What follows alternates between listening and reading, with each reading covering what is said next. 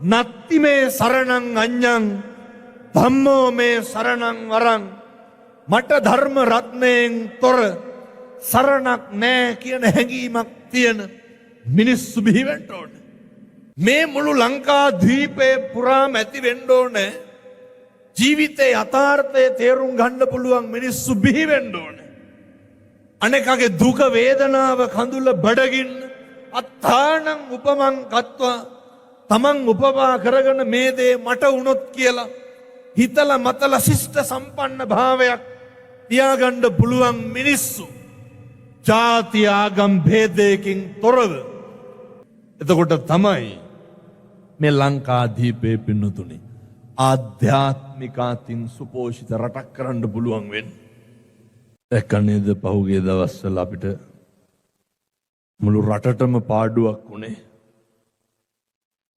අර ඇමරිකාවේ නේවි සීල් පුහුණුව ලැබපු මේ රණවිරුවා.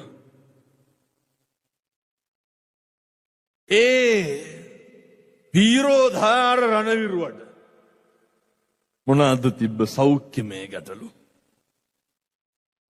කොච්චර ඔරොත්තු දෙන්න පුළුවන් කමක් තිබ්බද? මං කියන්නේ මේ අපිට මොනවා වෙන්න බැරිද? අපේ ශරීරය මේ ඇට මිදුළු ලේමස් නහර වලින් හැදිච්ච වටවෙච්ච ගොඩවෙච්ච මේ ශරීරය එක්ක ජීවත් වෙන අපි හිතන්න ඕන එකක් තමයි මේ හැම එකකම තියෙන්නේ බොහොම කෙටි කාලයයි. ඒ කෙටි කාලය තුල ගොඩනගා ගත යුත්තේම සබ්බපා පස්සා කරන පුරුදු වෙන්න. සියලු පව් නොකර ඉන්න පුළුවන් අවබෝධයෙන් සියලු පව් නොකර ඉන්න පුළුවන් මොන ආත්මෙද? මෙව බල්ලොන්ට බලල්ලොන්ට තේරෙනවද? මේ හොඳ මේ නරක මේ පව් මේ පින් අනෙකට රිදුනහම අනෙකට පාඩු වුණහම අනෙකගේ වේදනාව අඳුර ගන්න පුළුවන් මොන ආත්මෙද? මනුෂ්‍යාත්මය. මේක පාපයක් මේක අකුසලයක් මේක වැරදි කියලා තේරුම් ගන්න පුළුවන් මොන ආත්මෙද? ඇයි ඉතින් තේරුම් ගන්න නැත්තේ නෝ? මනුෂ්‍යාත්මය විතරයි.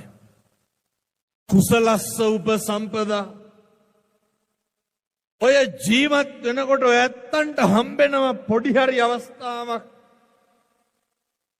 මම බොහොම පුංචි දෙයක් කියන්න. අපේ අර බත් කනකොට කුරුළු ලෑල්ලකට හරි බත් අහුරක් දාන්න අවස්ථාවක් එනවා. පැහැදිලිද මේ අම්මලාට තාත්තලාට මං කියන එක?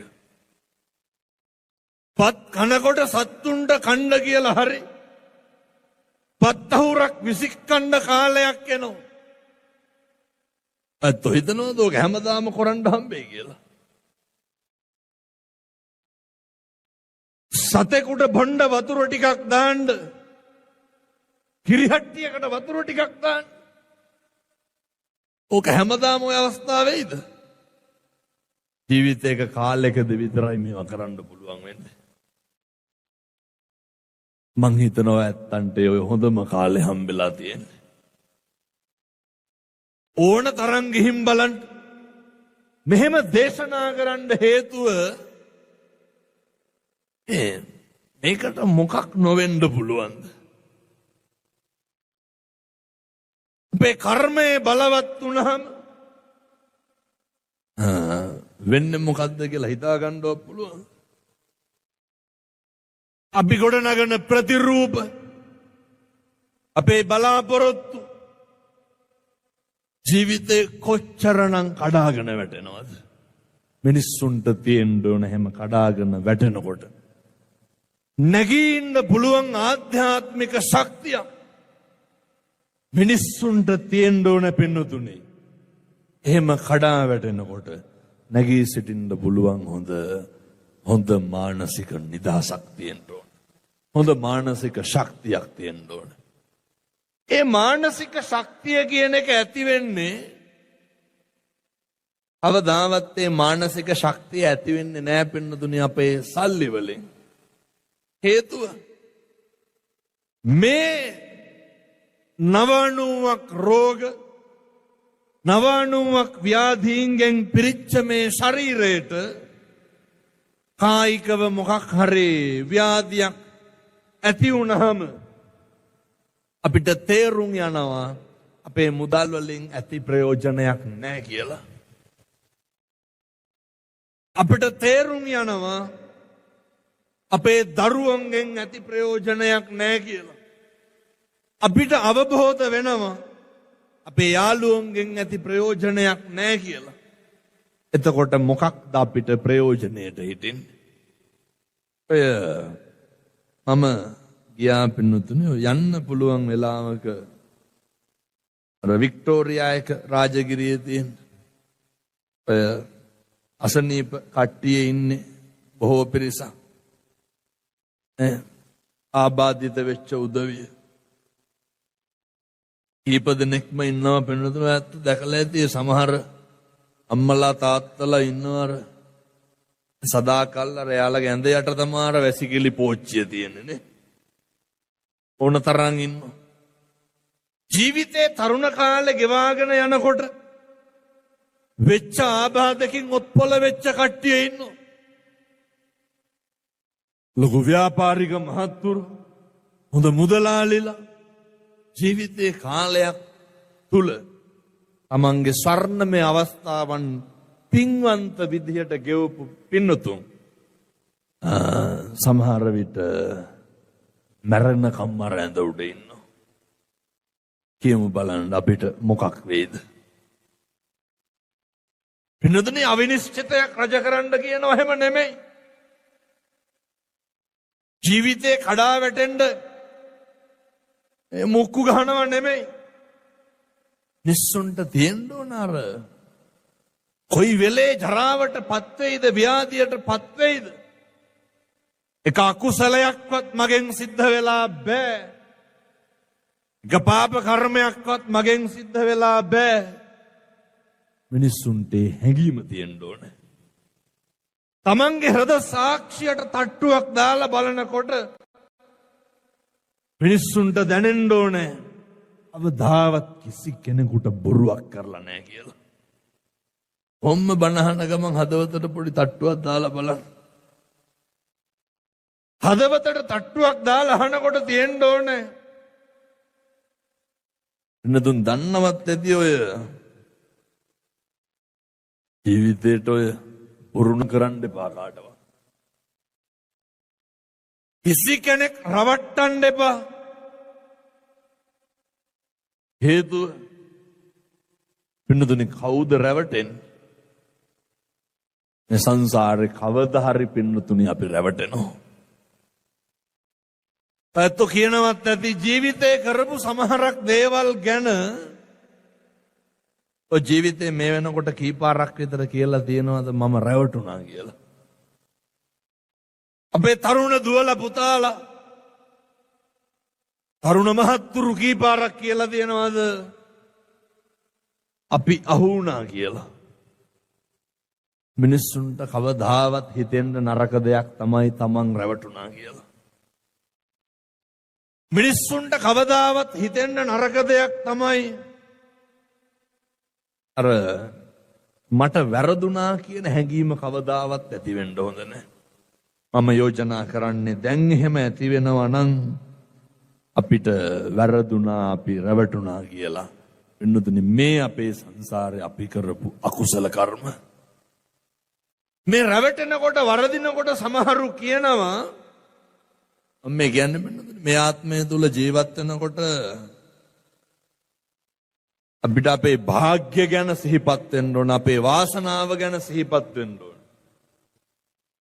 ජීවිතේ කීපාරක් විතර පෙන්නතුන් කියලා දෙනවද අර මම බේරුණේ එදා මේ දේ වෙච්ච හින්දා? ජීවිතේ කියලා නැද්ද මොකක් හරි මගේ වෙච්ච සිදුවීමකින් මට හොඳක් වුණා කියලා?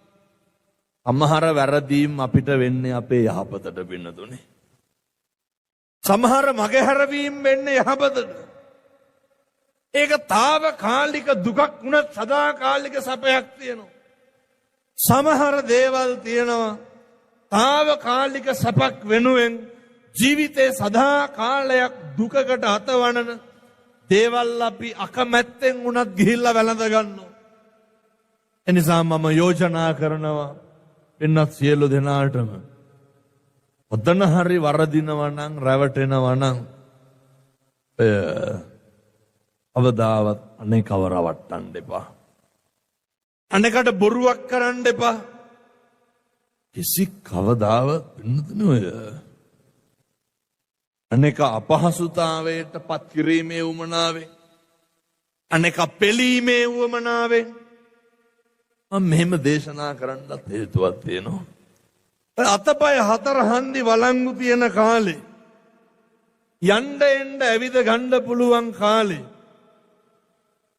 අපි කොච්චර දේවල් කරා අපි මොන විදියට හැසිරුණා ජීවිතේ දවසක් එනවා පින්නතුනි අපි සියල්ල තනියෙන් දරා ගන්න වෙන ජීවිතේ සියල්ල තනියම ඉවස ගන්න වෙන හරි පරිස්සම් වෙන්න පින්නතුනි මේ කාලේ උදුරුතු ගන්නන්නේ කවුරු කොහොම හිටියත් දරුවෝ ධනය මොන විදිහට තිබ්බත් ධනංජානි සූත්‍ර දේශනාව තුල පින්නතුනි භාග්‍යවතුන් වහන්සේ මේ සරියුත් මහ රහතන් වහන්සේ පැහැදිලි කරනවා ඔය ධනංජානි කියලා කියන්නේ සරියුත් හාමුදුරුවන්ගේ හොඳ යාළුවා.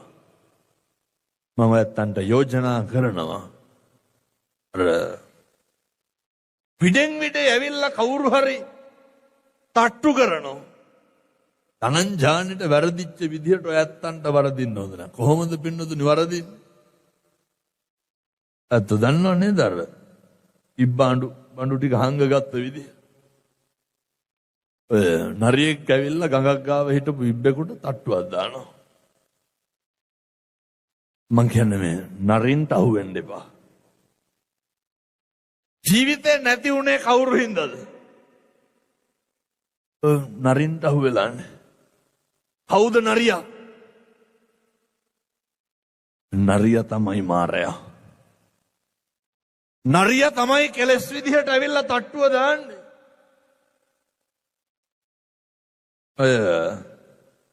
නරියා ආපු ගමන් ඉබ්බ කෑලි ටික ඇතුළට දාගන්නවා. මං කියන්නේ ඔයත්තන්ටත් අර නරියෙක් ආපුවාම කෑලි ටික හංග ගන්න ඕන. මොනවාද මේ කෑලි ටික? ඉන්ද්‍රියන් තුල සංවරයක් ඇති කර ගන්න ඕන.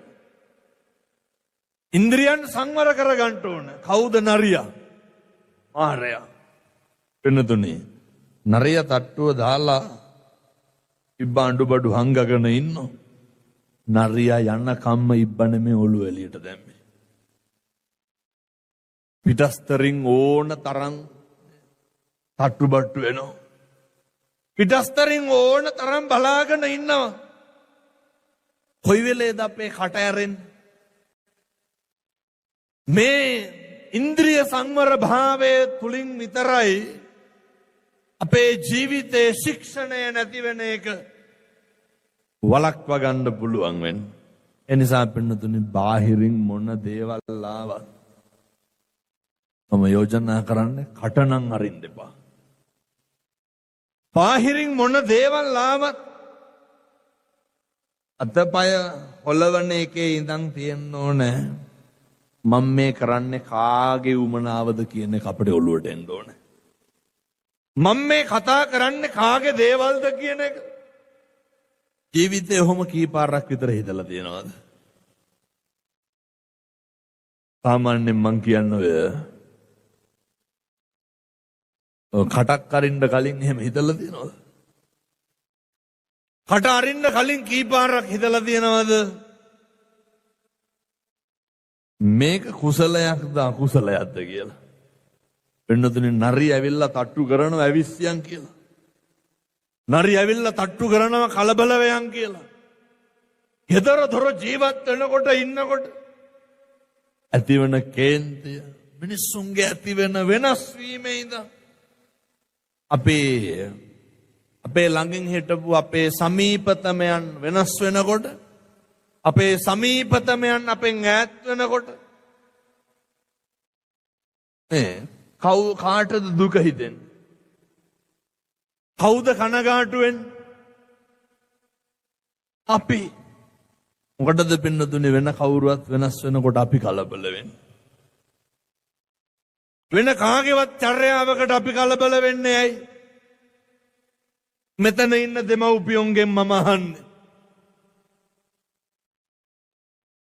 දෙමව්පියොන්ට ඉතින් ඔය ලොකුවට ප්‍රශ්න නැහැ. එකම ප්‍රශ්නේ කවුද? දරුවෝ විතරයි. අපි හිතපු නැති විදිහට මේ ලෝකෙ මොකක් හරි අපේ වටපිටාව තුල සිද්ධ වෙනකොට අපි කොච්චර කනගාටු වෙනද ඉන්නේ? දැන් ඉඳන් ජීවිතේ පුරුදු වෙන්න. මේ ලෝකෙ පින්නතුනි හැම එකක්ම වෙනස් වෙනවා. මේ වෙනස් වීමට අපේ ඉන්ද්‍රියන් ටික හුරු කරගන්න ඕන. කනගාටුව ඇති වෙනකොට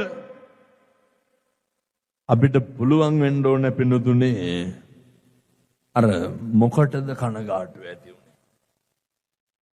සමහර විට බොහොම කායික වේදනාව කියන එක දරන්න පුළුවන් දෙයක්. මේ ලෝකේ අම්මා තාත්තා වෙනස් වෙනවා. බිරිඳ වෙනස් වෙනවා. පෙම්වතා වෙනස් වෙනවා. පෙම්වතිය වෙනස් වෙනවා. දරුවෝ වෙනස් වෙනවා. යාළුවෝ වෙනස් වෙනවා. වෙනස් වෙන්නේ නැද්ද? හැම කෙනෙක්ම වෙනස් වෙනවා. අපිට දින ගැටලුව මොකද්ද? අනේකගේ අසත්පුරුෂකම උහුලන්න බැරිකම විතරයි තියෙන්නේ. අනේකගේ නොමිනිස්කම උහුලන්න බැරිකම විතරයි තියෙන්නේ. අපි හිතමුකෝ දැන් අපේ කොහොමත් ඉතින් ඔය අපිට මොකක් හරි බලු වැඩක් කෙරුවොත් කරන්නේ කවුද? එහෙම පිට මිනිස්සු කවදාවත් කරනවද?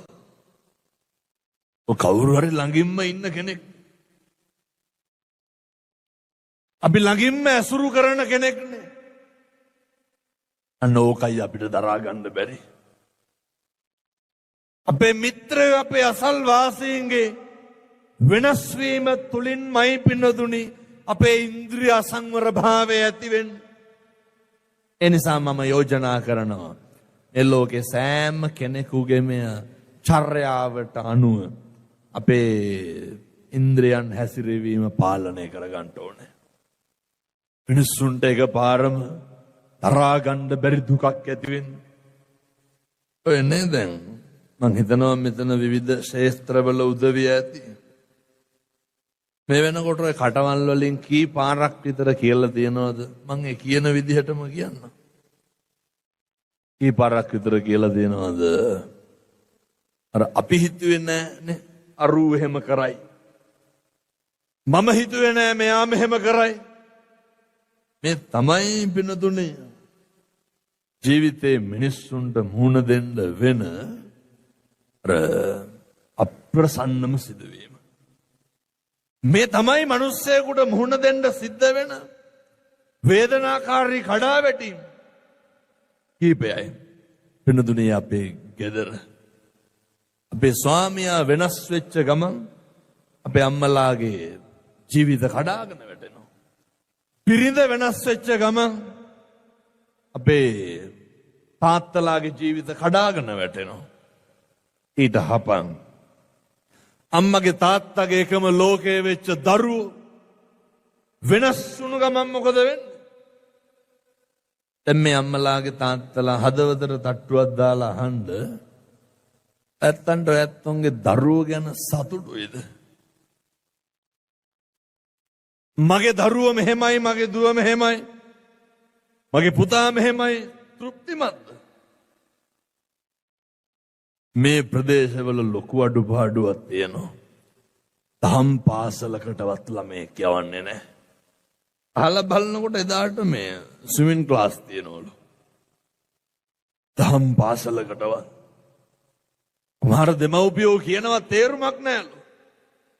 ඊට පස්සේ ඇවිල්ලා කියනවා හාමුදුරුවනේ කොල්ලට අවුරුදු 16යි. දරුවා පෙති ගහන්න උරු වෙලාලු. පුරුදු වෙන්න.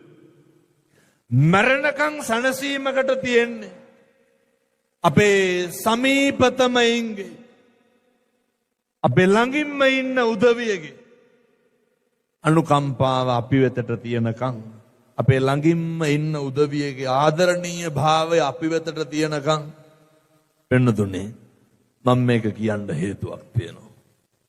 පරිස්සම් කරගන්න පවුල කියන එක. පරිස්සම් කරගන්න දරුවෝ කියන ටික.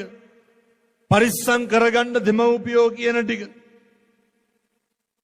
අර මතකද පහුගිය දවස්වල ගම්පොළ යට වුණා. මුළු ලංකාවම යට වුණානේ. ප්‍රබල ව්‍යාපාරිකේ. ඒ මහත්තයාමට කියනවා හාමුදුරුවනේ ඔබ වහන්සේගේ දේශනා ටිකක් වැඩිපුර අහනවා. සියල්ල නැති වුණාට පස්සේ ගෙදර ආවලු. වෙනදනේ අඩිය තියනකොට ධනිය ගාවට මඩ බැස්ස කිව්වා ස්තෝප්පේ. සුමානයක් දෙකක් ගිහින් සුද්ධ කරගෙන අර හම්බෙච්ච බඩු මල්ලක්ම අරගෙන ඇවිල්ලා බිරිඳට කිව්වලු මේ උයන්ද කියලා. බිරිඳට තිබ්බ විදිහට පුළුවන් විදිහට උයලා. මම මේ බොහොම කෙටියෙන් මේ විස්තරය කියන්නේ. අර මිනිස්සුන්ගේ ජීවිත සාරවත් වෙන්න නම් ඔය පවුල කියන එක හරි ආදරණීය වෙන්න ඕනේ. පවුල කියන එක තුල හරි විශ්වාසයක් තියෙන්න ඕනේ. පුරුදු වෙන්න ඕනේ. මම යෝජනා කරනවා මේවා පුළුවන් නම් පින්නතුනේ අද ඉඳන්ම හිතන්න. අර මට ඇති වෙන වේදනාකාරී භාවයම අනෙකට ඇති වෙනවා කියන එක. සමහර අපේ තාත්තලා හිතනවානේ තාත්තලා කරන වැරදි නෙමෙයි කියලා. ජීවිතේ කවදාවත් මම මේ කරන දේ අනක කරා නම් මට උහුලන්න පුළුවන්ද කියන එක හිතන්න පුරුදු වෙන්න. අර ව්‍යාපාරික මහත්මයා කියනවා බිරිඳ පුළුවන් විදිහට ඉවලු තිබ්බුවාගේ මොකවත් නැහැනේ. කිසිම දෙයක් නැහැ. උයන කොටත් අර මගේ බණක් දාගෙන තිබ්බා කිව්වා. ආමුදුරුවන්ගේ බණක් කලින් අහලා පුරුද්දක් තිබ්බ හින්දා මුළු ලෝකෙම නැහැ කියන හැඟීම ඇති වෙලා තිබ්බා කිව්වේ. බෙදපු බත් එකක් අතට ගත්තලු. අරගෙන තේරම අරගෙන දරුවෝයි බිරිඳයි අනෙක් වැඩ ටික කරනකොට සේරට මෙන්න කියලා තාත්තා කැව්වලු බත් එක සේරටම. කාටද කවලද? බිරිඳටයි දරුවන්ටයි. මට කියනවා හාමුදුරුවනේ ලෝකෙම මගේ ළඟ ඉන්නවා වගේ හැඟීමක් ඇති වුණාලු. ලෝකෙම තමන්ගේ ළඟ ඉන්නවා වගේ හැඟීමක්. ජීවිතේ එකපාරක් හරි තියෙන්න ඕනේ. අපේ ගෙදර මිනිස්සු ඉන්නවා නම් අපේ හයියට අපේ සැනසීමට විශ්වාසනීය භාවයට ලෝකෙට පේන්න නෙමෙයි. ඒ තමයි මිනිස්සු හොයන සතුට. ඔය නැත්තම් ඒ තෘප්තිය නැති වුණාම කොච්චරනම් සල්ලි වලින් සතුට හොයන්න හදනවද? කොච්චරනම් සල්ලි වලින් ඔය එක මහත්තයෙක් මට කියනවා හාමුදුරුවනේ මේ පවුල අපාය වාගේ. ඒ වුණාට මිනිස්සු පොදුම විදිහට සල්ලි වියදම් කරනවා. අර తాවකාලික තෘප්තියක් කොහෙන් හරි සල්ලි වලට ගන්න. ඒක හරි පුංචි කාලයේදී අපේ සංස්කෘතිය නැතිවීම තුලින් වෙච්ච මහ බරපතල පාඩුවක්. මම මේ යෝජනා කරන්නේ දෙමව්පියෝ ඉන්න දරුවන්ට. මේක හොඳට මතක තියාගන්න. දෙමව්පියෝ ඉන්න දරුවෝ සෑම දරුවෙකුටම තියෙන්න ඕනේ ජීවිතේ එකපාරක් හරි තමන්ගේ අම්මා අද ගිහිල්ලා අම්මගේ අත් දෙක දිහා බලන්න. මම කියනවට කරන්නකො. අද ගිහින් අම්මගේ අත් දෙක දිහා බලන්න. බලලා නිකං කල්පනා කරන්න. මං කියන්නේ මේ දරුවෝ දෙමව්පියෝ දරුවෝ අතර තියෙන්න ඕන හොඳ බැඳීම. අම්මගේ අත් දෙක දිහා බලලා පුතේ කල්පනා කරන්න. මේ අත් දෙකෙන් කොච්චරනම් මගේ නහය හදලා ඇද්ද? හදලා නැද්ද? මේ අත් දෙකෙන් නෙමෙයිද මෙච්චර ලස්සනට මගේ මූණ හැදුවේ? මේ අත් දෙකෙන් නෙමෙයිද මගේ කන් දෙක හැදුවේ? මේ අත් දෙකෙන් නෙමෙයිද මගේ මල මුත්‍රා ටික ඇද්දේ? ඒ කවද්ද හොම අම්මගේ දරුවෙක් වුණාම තියෙන්න ඕන ජීවිතේ එක ගමනක් හරි අම්මගේ අත් දෙක අපේ පපුවට තියාගෙන තියෙන්න ඕන. සමහරුන්ට මේවා කෝලං වාගේ දැනෙනවා වෙන්නත් පුළුවන්. මේක අම්මෙක් තාත්තෙක් වුණාම තමයි දැනෙන්නේ. ඒක දරා ගන්න අමාරුයි. අත් දෙක දැක්කහම මතක් වෙන්න ඕන මේ අත් දෙකෙන් මට බත් කටවල් කීයක් කවලා ඇද්ද? අම්මගේ අත් දෙක පපුවට තියාගත්තාම සෑම දරුවෙකුටම ඇති වෙන්න ඕන මේ අත් දෙකෙන් මට බත් මුට්ටි කොච්චරක් තම්බලා මගේ රෙදි කී ගමනක් හොදලා ඇද්ද? එහෙම කරලා නැද්ද අපේ අම්මා? ඒ අම්මට මොකක්ද කරන සාධාරණ මේ කිට්ටුව මගෙනෙක් කියනවා හාමුදුරනේ කොල්ලා නැගිටිනකොට 2000ක් තියන්න ඕනලු මේසෙ උඩින්. ඇයි කුඩු ගන්න? තාත්තා අනික් පැත්තේ මං කියන්නේ අර අත් දෙක අරගෙන පපුවට තියාගන්න ඕනේ අම්මගෙන් කුඩු ගන්න සල්ලි එල්ලනවා. ඕවා නවත්තන්න. ජීවිතේ කවද්ද දරුවෙක් හැටියට අම්මගේ නිකන්වත් අතපයවත් මිරිකලා තියෙනවා? මරුණාම මිනිහත් එක්ක හපන්න හදන්නේ නැද්ද? මම දැකලා තියෙන සමහරු ඉඹිනවා කකුල් දෙකත් එක්ක මිනිහ. ජීවත් වෙලා ඉන්නකොට දුවරු උගන්නනවා. වතුර ටික උණු කරලා නාවණ්ඩලු. කාවද? අම්මයි තාත්තයි. මම මේ කියන්නේ හැමදාම ඕක කරන්න කියලා නෙමෙයි. අර අපේ අම්මට තාත්තට අපි මොකක්ද වෙන දෙන මානසික අල්ලස? අපි වෙන මොකක්ද අපේ අම්මට තාත්තට දෙන තෘප්තිය? සතුටු සාමීචිය දෙන්නලු. කාත් එක්කද? අම්මයි තාත්තයි එක්ක. සුවඳ තෙල් ගල්වන්නලු. මම මේ දරුවන්ගෙන් අහන්නේ හාත බැන්දට නැද්දට කමක් නෑ. අම්මා තාත්තා ඉන්නවනම් කවත්ත තාත්තගේ කකුල අරගෙන තාත්තා ළඟින් ඉඳගෙන මේ දණිය උඩින් තියාගෙන නිකමටවත් තාත්තයි කකුල් දෙක මෙරික කතා කරපු දවසක් තියෙනවද?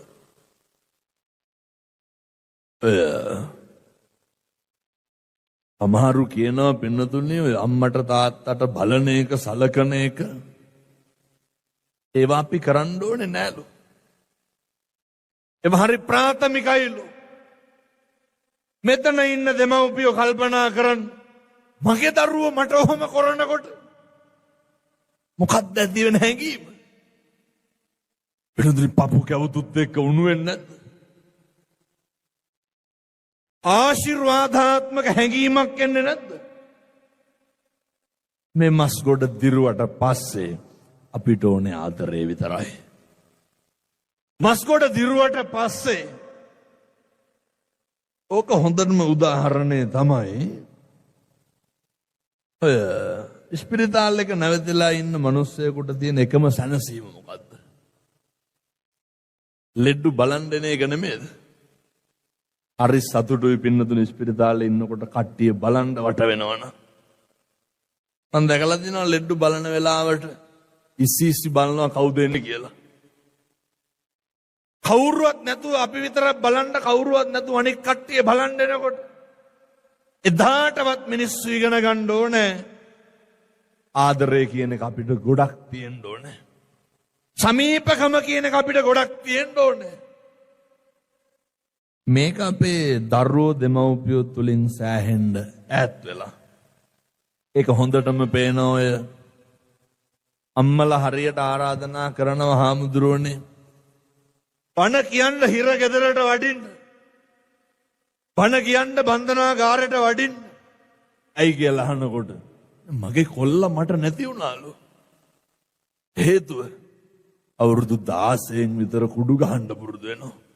අම්මගේ තාත්තගේ ගුණ සුවඳ ආදරය අඳුරන්නේ නැති වුණාම අර විදිහට ගෙවල් වල ජීවත් වෙන්න ඕන ළමයි මේ තැන් වල ගිහිල්ලා අයිස් ගහනවා. තැන් වල ගිහිල්ලා කුඩු ගහනවා. මොන මත්ද්‍රව්‍යද මෙහෙ නැත්තේ? මේක මේ ජාතියාගම් ભેදයෙන් තොරයි. මේක වයස් ભેදයෙන් තොරයි. අවසානයේ මේක තරාගන්න බැරි මට්ටමින් එහා පැත්තට ගියාට පස්සේ අර සල්ලි සමහරු මේවා හංගගෙන ඉන්නවා පින්නතුනේ ලැජ්ජයි බෑ කියලා.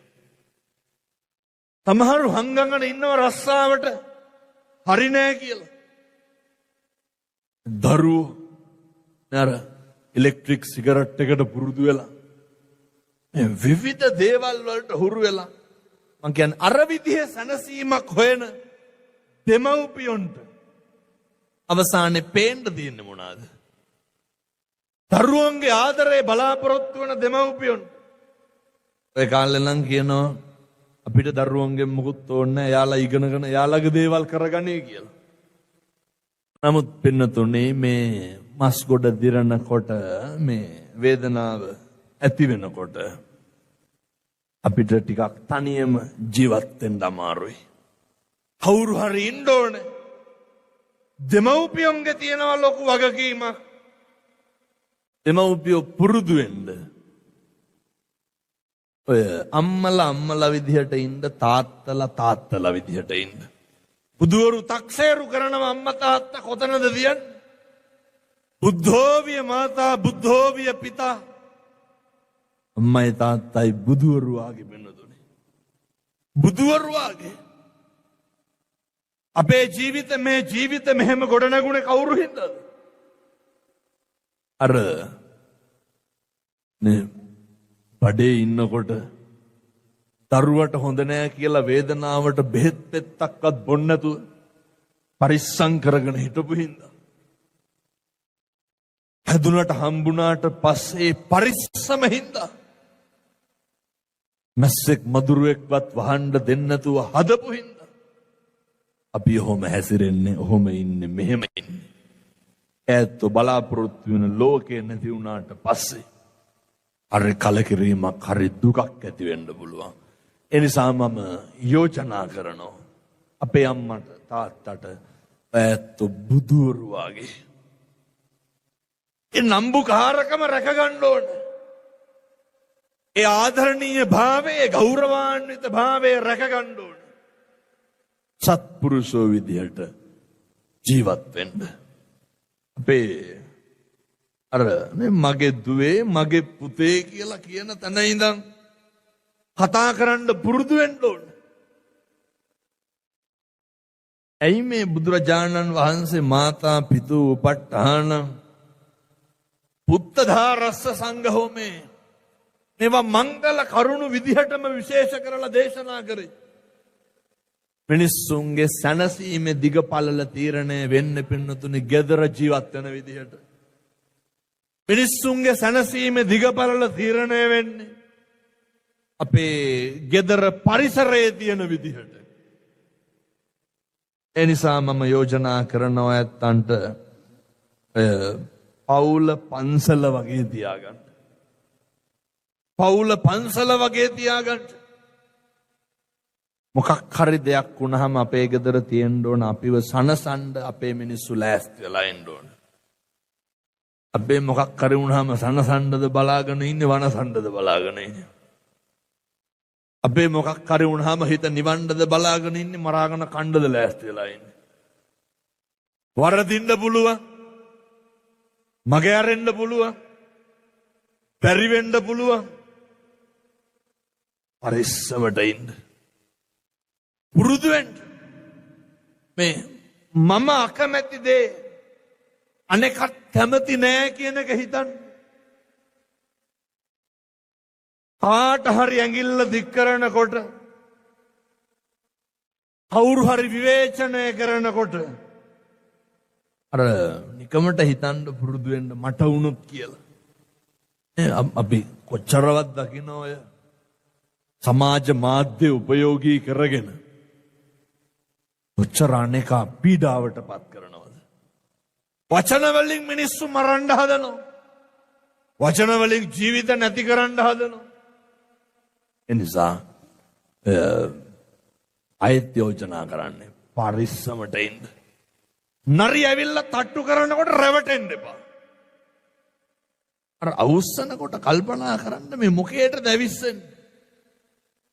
මොකද අවසානයේ පින්නතුනි මරණ මංචකේ එළවයි. එළවයි දෝලණය වෙනකොට කවුද ඉන්නේ? කවුරුවත් නැහැ.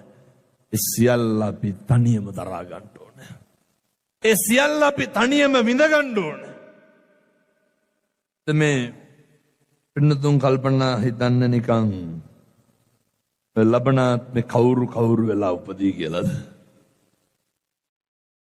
මෙහෙම කියනකොට ඇත්ත හිතයි නේ කවුරු වෙලා ඉපදුනත් අපිට මොකද මරණකම් විතරනේ කියලා. වෙනතුනි මරණ එකත් නෙමෙයි තියෙන ගැටලුව. අර විඳවන්න බෑනේ. ඕක තනියම විඳවන්න එපා. ආයිකව ව්‍යාධියට පත් වුණාම පින්නතුනි නිරායාසයෙන්ම අපි මනෝව්‍යාධියට පත් වෙනවා. කායිකව වේදනාව ඇති වෙනකොට අපි නිරායාසයෙන්ම අපේ මානසික වේදනාවට ඇති වෙනවා. මේකට මම යෝජනා කරනවා සියලු දෙනාටම පුළුවන් නම් අද ඉඳන් පන්සිල්වත් රකින්න.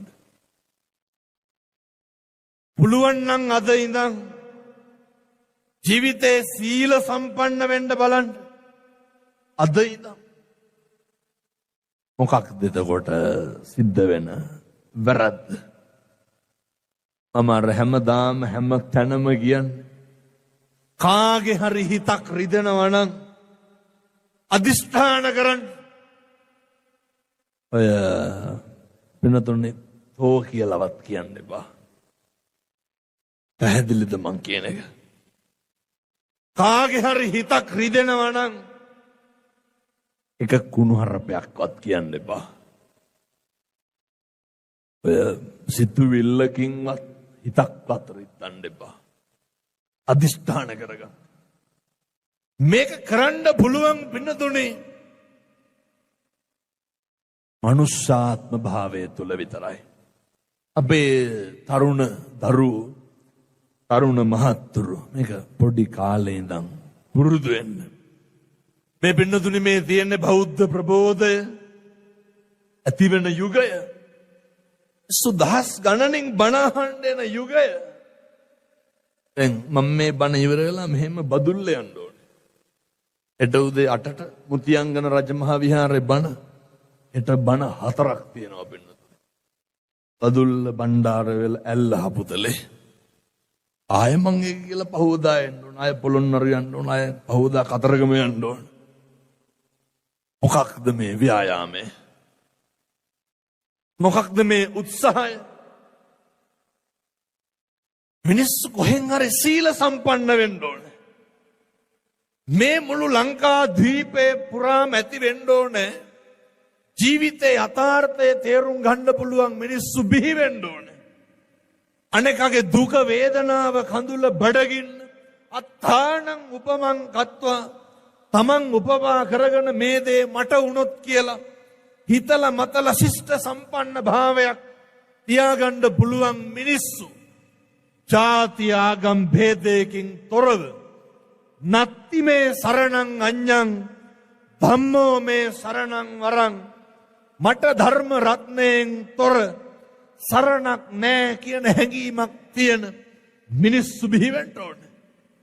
එතකොට තමයි මේ ලංකාදීපේ පින්නතුනේ ආධ්‍යාත්මිකාතින් සුපෝෂිත රටක් කරන්න පුළුවන් වෙන්නේ. මිනිස්සුන්ගේ කුහකකම නැති වෙන්න ඕනේ. මිනිස්සුන්ගේ මුදිතාව කියන එක ඇති වෙන්න ඕනේ. ව්‍යාපාර ශාස්ත්‍රයෙන් හෝ වේවා, අධ්‍යාපනයෙන් වේවා, රැකියාවෙන් වේවා, මොනයම් හෝ පැත්තකින් කවුරු හරි දියුණු වෙනකොට ඔය හිත්වලට ඇති වෙන්න ඕන අනේ හරියන්න ඕන කියලා හැඟීම. එහෙමද? කියන්නේ එහෙම නෑ මිනිස්සුගේ තියෙන ඇඟපතකවත් අඩුපාඩුව. සමහරු කියනවනේ අරයාගේ මහත අරයාගේ කොට අරයාගේ මිටි අරයාගේ කොණ්ඩේ දිග කොණ්ඩේ කොට ලස්සන සුදු කළු කට පරිස්සම් කරගෙන ඉන්නකො ටික. මොකටද අනුන්ගේ දේවල් කියවන්න යන්න ඕනෑවට වැඩිය. අරයාගේ හවල් රස්සාව අරයාගේ මේ තත්ත්වේ බලන්නකො දැන් කවුරු හරි හොඳට දියුණු වෙනකොට කවුරු හරි යාන වාහන ගේනකොට ව්‍යාපාරයේ දියුණු කරනකොට ඔච්චරවත් කියනවා හාමුදුරුවනේ වාහනයක් ගෙනාපු ගමන් ෆයිල් ටික උස්සගෙන යන්න ඕනලු හම්බ කරපු හැටි පෙන්නන්න. ඇයි පෙස්සන් ගහලා ඕමක් කැත වැඩ පාල වැඩ ජීවිතේ පුරුදු වෙන්න තුන්වෙනි පන්තියේ වැඩ නවත්තන්න. හොඳ ක්වොලිටි එකක් මේන්ටේන් කරන්න. විශේෂයෙන්ම තරුණයෝ අන්න යෝජනා කරන්න ඔය නේ කිරුළපන. මං හැම තැනටම පින්නදලි මෙහෙම තිබ්බට දැන් පැයක් ගිහිල්ලා තියෙන්නේ හොඳ. මේ කිරුළපන අපේ තරුණ මහත්තුරු දුවලා පුතාලා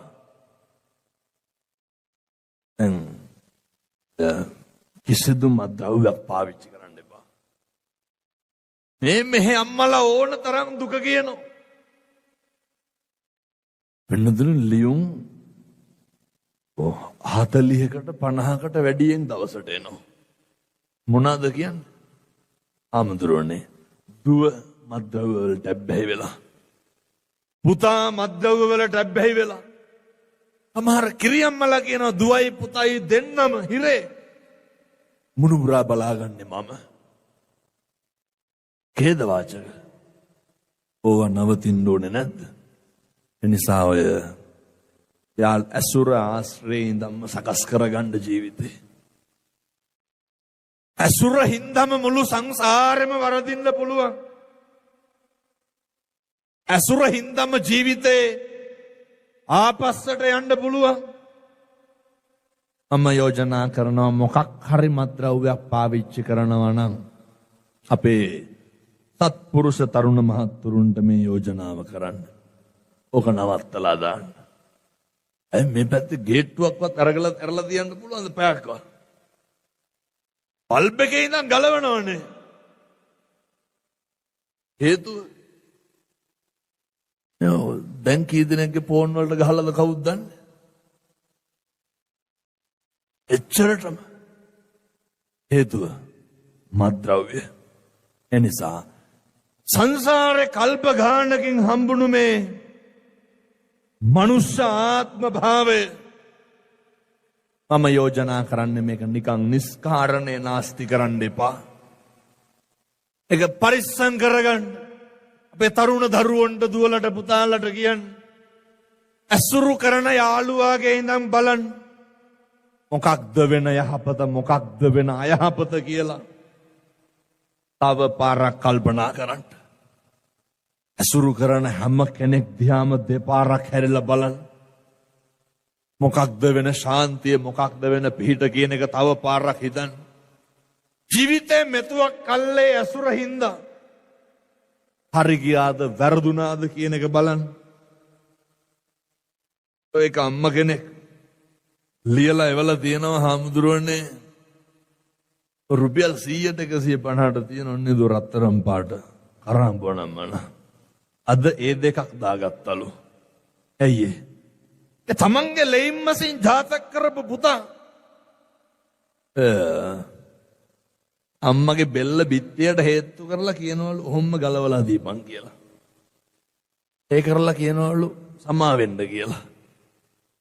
අයත් පහුවදා මොකක් හරි. එනිසා හරි ඛේදවාචක පින්නතුනි මේ රයිස් කුකර් එකේ ඉඳන් ගෙදර තියෙන අරගෙන යනවා. මම යෝජනා කරන්නේ විකුණන මහත්තුරුන්ටත් මේවා නවත්තලා දාන්න. මේ අපායෙන් මිදෙන්න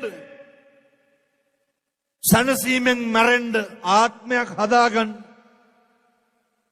කල්පනා කරනකොට දකුණු අත පපුවට තියනකොට තමන්ගේ හෘද සාක්ෂියට එකඟව අවංකව සනසීමක් තියෙන අනාකුලාච කම්මන්තා නොකළ යුතු දේවල් වලින් ඈත් වෙන්න.